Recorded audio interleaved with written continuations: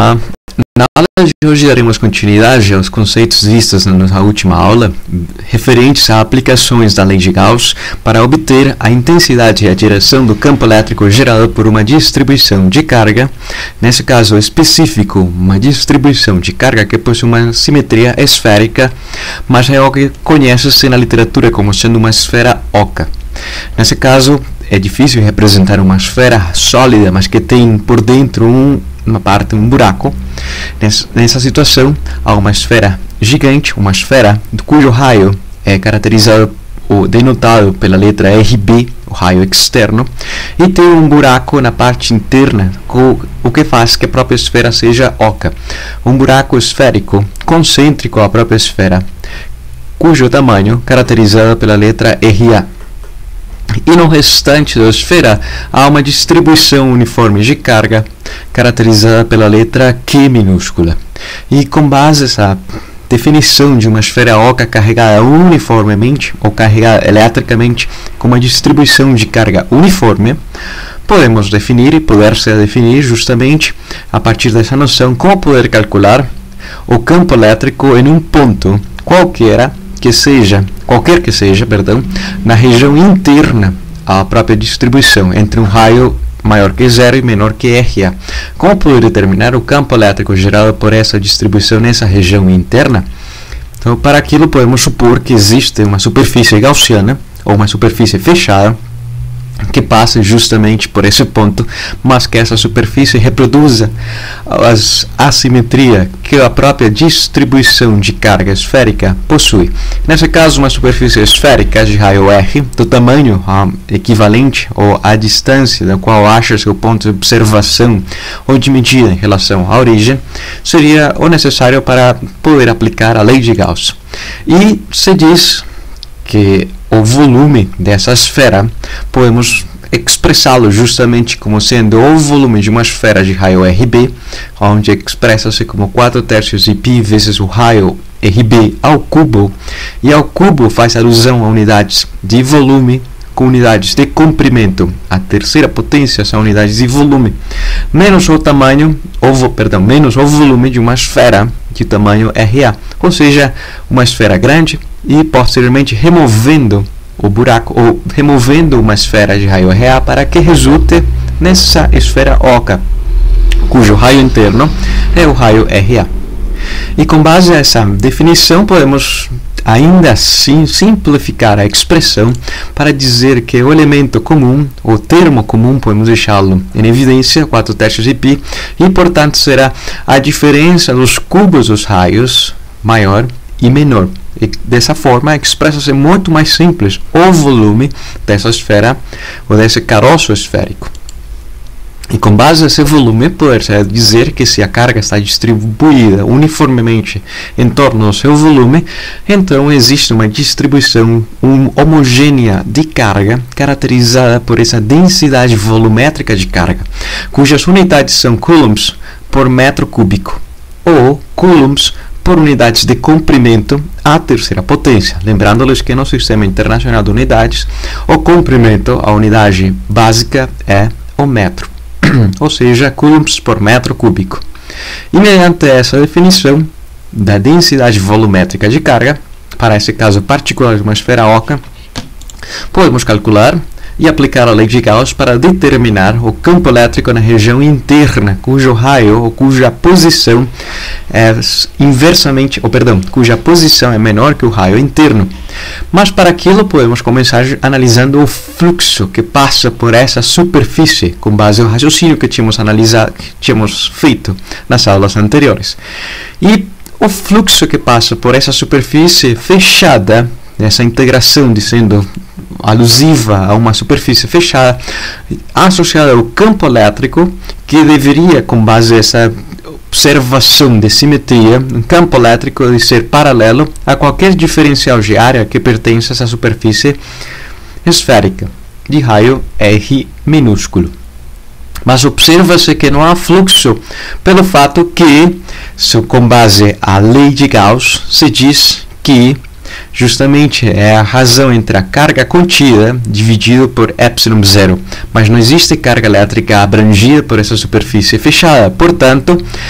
à direita ou com base à lei de Gauss, o termo da direita é nulo, implicando que seja nulo a área, ou seja nula a área, ou seja nulo o campo. Na verdade, responde-se assim mesmo, esse raciocínio, e se diz que o nulo é o campo elétrico na região interna. Um campo que não tem direção e não tem magnitude, não tem módulo, mas ainda assim pode se expressar mediante um vetor, pois é uma grandeza física vetorial, a dizer que um vetor nulo. Às vezes não tem muito senso, pois o vetor nulo não tem direção, também não tem módulo. Mas espero me fazer entender que não existe campo elétrico algum na parte interna dessa distribuição de carga, que é uma esfera oca. E continuando com o raciocínio, podemos aplicá-lo para analisar qual será a intensidade do campo elétrico na região intermediária, na região média, no médio, entre o raio RA e o raio RB, para um ponto localizado a uma distância R do centro dessa distribuição de carga esférica oca. Seria a ideia a seguir construir uma superfície gaussiana ou uma superfície fechada que conserve ou reproduza a simetria que essa distribuição de carga homogênea tem, ou seja, uma esfera de raio R compreendido entre esses dois valores, entre raio RA e o raio RB, entre o raio interno e o raio externo. E dessa forma, a lei de Gauss nos permite dizer que será o campo elétrico ou o fluxo do campo elétrico através dessa superfície, o campo elétrico rotulado como sendo médio na região intermediária, equivalente à carga elétrica abrangida dividido por ε0, onde ε0 é a permissividade elétrica no próprio vácuo, mas nesse caso poderia ser um epsilon diferente em virtude de ser um material que não é o próprio vácuo, mas vamos deixá-lo por ser ε0, sem nos confundir, mas o raciocínio ainda continua sendo o mesmo.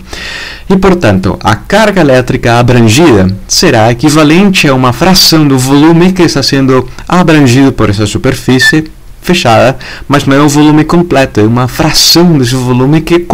está abrangindo, por sua vez, carga elétrica.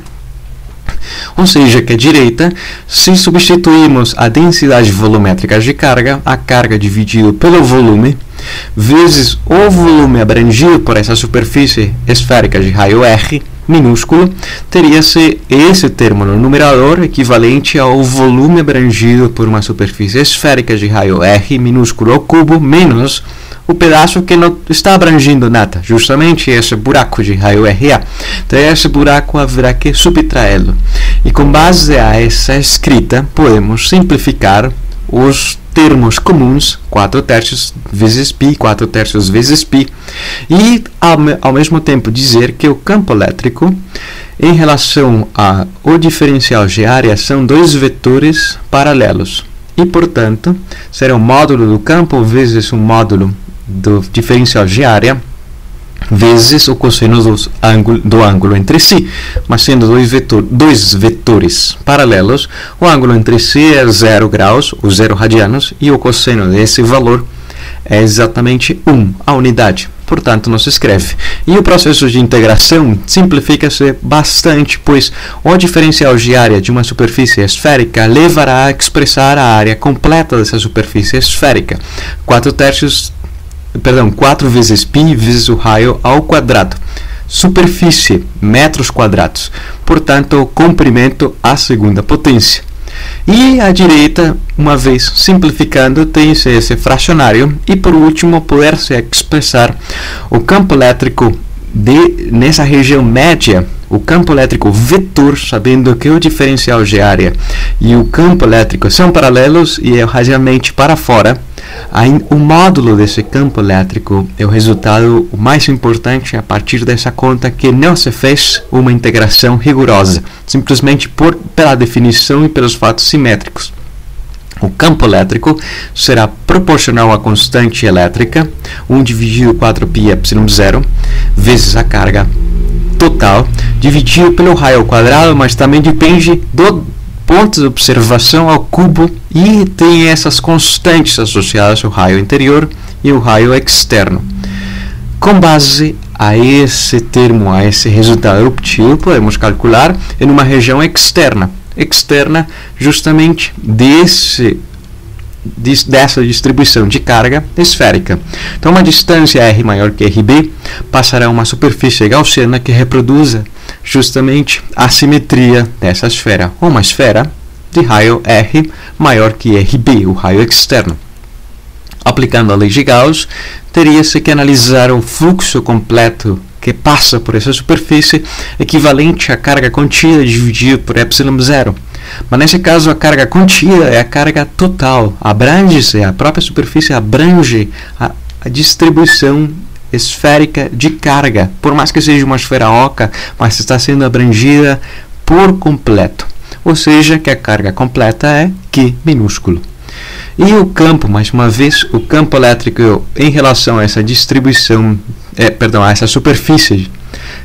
fechada, essa superfície gaussiana, qualquer diferencial de área paralelo ao campo elétrico gerado por essa distribuição, o campo torna-se uma constante, a área será a área própria dessa superfície gaussiana, equivalente a 4π vezes o raio ao quadrado, equivalente à direita pela razão entre a carga por ε0, ou seja, que o campo elétrico fora da superfície, o campo elétrico fora dessa distribuição de carga esférica e oca tem a expressão equivalente ao ser o campo de uma partícula pontiforme, equivalente à constante eletrostática, 1 dividido por 4π ε0, proporcional à carga é inversamente proporcional à distância. E na direção radial para fora, se a carga é positiva, ou radial para dentro, se a carga é negativa. E esse campo elétrico externo, já tendo calculado nas três regiões diferentes na parte interna,